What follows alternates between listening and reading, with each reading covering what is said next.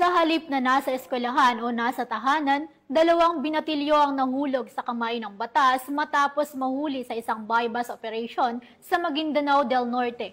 Ang balita mula kay Patroluman, Judian Alibo. Arestado ang dalawang lalaki matapos mahulihan ng mga iligal na droga sa isinagawang bypass operation ng Maguindanao del Norte PNP sa sitio Santillano, Barangay Macabizo, Sultan Mastura, Maguindanao del Norte. Nito lamang ikaunang araw ng Hulyo taong kasalukuyan.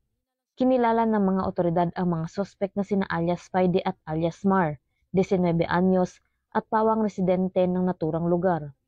Naging matagumpay ang naturang operasyon dahil sa pinagsanib puwersa ng mga tauhan ng Sultan Mastura Municipal Police Station, Provincial Intelligence Drug Enforcement Unit at Philippine Drug Enforcement Agency BARM, nakuha mula sa mga suspek ang 2.5 gramo ng hinihinalang shabu na nagkakalagang 17,000 pesos. Ang dalawang suspek ay nasa kustodiya ng Sultan Mastura MPS para sa tamang disposisyon, habang ang mga nakumpiskang droga ipapadala sa Regional Forensic Unit para sa pagsusuri.